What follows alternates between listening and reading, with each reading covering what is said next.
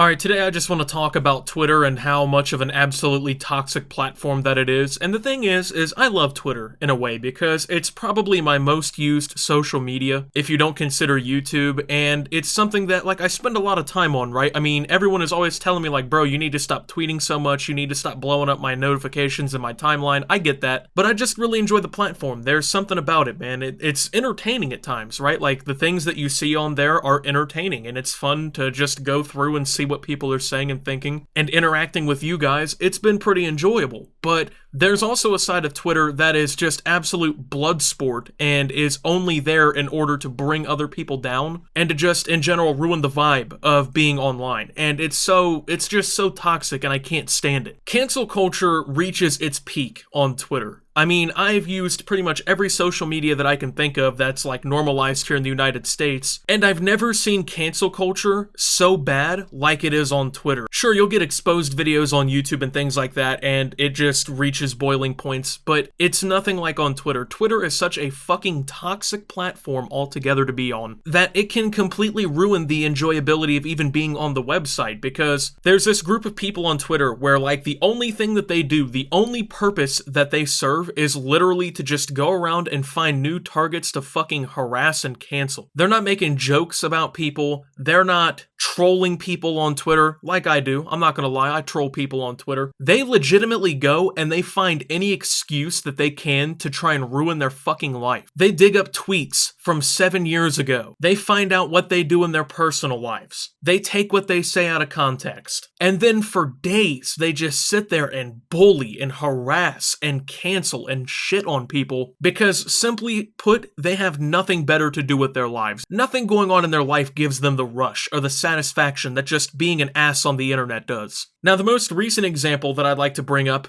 is this girl named Emma, I guess. That's, I would assume, what her actual name is considering the @. She's probably better known at this point as the Jersey E-Girl. I think she put out like a TikTok or something and everyone kind of just started simping because, I mean, let's be honest, who's ever seen a goth E-Girl with a Jersey accent? Kind of threw everyone for a loop and whatnot, but she blew up on Twitter overnight, right? It was insane. It was just a meteoric rise to fame, okay? Now, the thing is about Twitter is if you're doing good in life and people are following you and everything's cool, right? And you know, you got a little bit of something going for yourself, your 15 minutes is starting. They basically will try and find any fucking reason that they can to bring you back down and to ruin you. And while I don't understand the mentality, I understand the mentality. Personally, I couldn't be one of these people who every single day, they're just finding a new person to legitimately try and cancel, bring up all the old things that they've done to try and actually cancel them. But I mean, when that's like all you have really going for you, sure. So basically, let me go ahead and just tell you guys what this Jersey E-Girl has done that is a crime against the council of Twitter and justifies for her to be canceled and just be deemed all these things that I would assume that she's not, and to basically just be harassed, okay? Number one, she follows a couple of controversial figures. Apparently she follows Blair White, which Twitter has deemed a white supremacist. Personally, I don't really know or give a shit about Blair White, so there's that, but I don't think that that really should matter.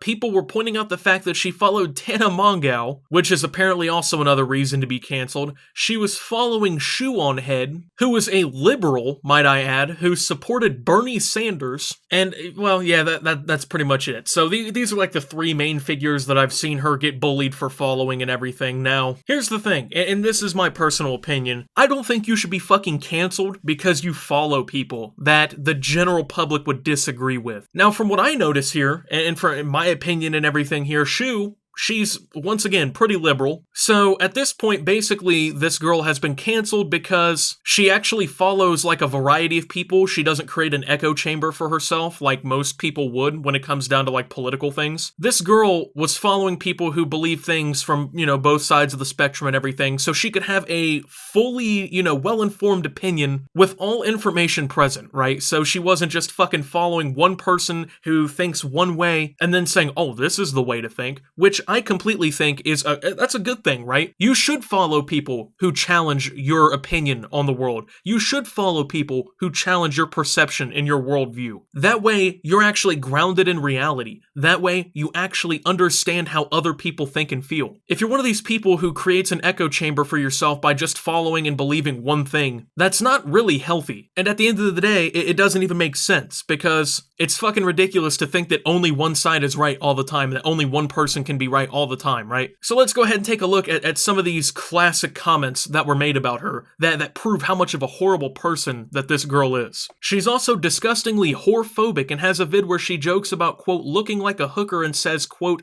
meet me on the street corner and sell me some black tar heroin daddy, so she can choke LMAO. It's apparently whorephobic to say that you look like a hooker. That makes you whorephobic. By the way, the root phobic, that means that you're afraid of something, okay? And that you're afraid of, like, it being an okay thing. People who are afraid of confined spaces and being in rooms that are very small or in areas where they don't feel like they have personal space, that's called being claustrophobic. If you're afraid of spiders or arachnids, you're arachnophobic. But if you make a joke, apparently, about how you look like a hooker, you're now afraid of whores. These idiots don't even know what they're saying at this point. Like, they just make things up. They just make up words so that they can use them as weapons against other people, and then just find literally anything to try and fit and match those descriptions, because they have literally nothing better to do with their lives. And then that doesn't even go as far. You know, still doesn't explain why you follow no black people. Yeah, because when it comes down to it at the end of the day, right, you have to follow people because of their skin color, not what they have to say or think, or what their opinions on anything are, or if they're funny or not. If you're not following someone simply based on their race, then yeah,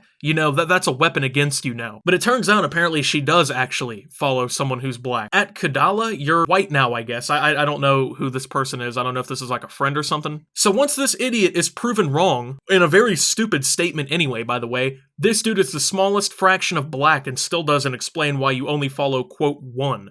Try again. So it was a problem to not follow any. But then now it's a problem that you only follow one. These idiots will shift the goalposts of the stupid shit that they have to say until it just fits, okay? Because I think deep down they know that they're not actually smart people, and that what they say doesn't actually matter, and that what they're doing is wrong, but they just keep doing it anyway because they're bored. And then now, like, you can't even be black, apparently, right? Like, it's insane to me. So, it was a problem that there was no black people on the followed list, but then when there's somebody who is either black or partially black, mixed or whatever, right? Then it's about, oh, now they're the smallest fraction of black. It doesn't matter that they actually are black, right? It's now they're the smallest fraction. Then there's this tweet. This little Jersey e-girl is following white supremacists, so I don't know why y'all are standing her this hard. Well, she doesn't actually follow any white supremacists. See, what Twitter does, right, is if you disagree with them and they have an issue with what you say, you're now a white supremacist. It's kind of like that deer girl who was just calling gamers this. What you say doesn't actually matter, and what you, at the end of the day, actually believe doesn't matter. If you become problematic to these idiots and they have nothing else to say, right, like they don't actually have a point against you, they just automatically revert to the white supremacist comment, because historically that's a very,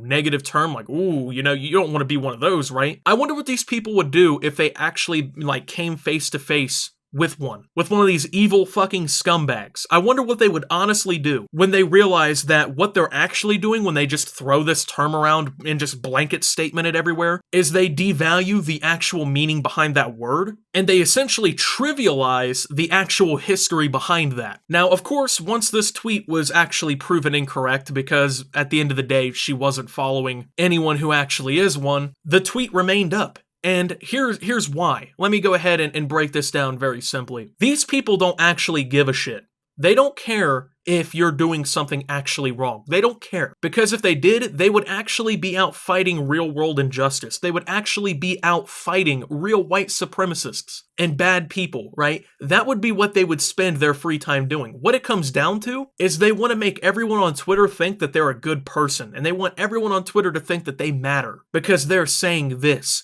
They're standing up against the bad person who isn't actually a bad person. It's just the target of the day for Twitter. This tweet stayed up after this whole thing was completely proven not to be true and everything, because this person wanted fucking internet points. That's all it came down to. They wanted likes, they wanted retweets, they wanted people to think that they were a good person. It didn't matter if it came at the expense of someone else's character and reputation, as long as they get some fucking numbers on a screen to match their, desire to be important. And I think the most disappointing part of all of this is how this girl has now had to go into complete defense mode and is essentially blaming herself for the problem, because I don't think she understands that how she's reacting doesn't really help the situation. So she's been fighting tooth and nail against all of this misinformation that, by the way, the crowd themselves actually created. She's been fighting it tooth and nail, and people have said that she's backpedaling because obviously she didn't really do anything wrong, but she keeps talking as if like these people had a valid concern. These people did not have a fucking valid concern. They saw 3 people that you followed, had no idea whether or not you actually believe anything that they're saying you believe, and then just committed character assassination because they had 45 minutes of spare time. The vast majority of sane people know that you didn't do anything wrong, but like this tweet here, TBH, you need to just stop backpedaling. They don't actually care. They just want to make you cry while being able to stroke themselves through their pants for being, quote, in the right, which I completely agree with. These people don't give a shit about these problems. They just want everyone to think that they're good people.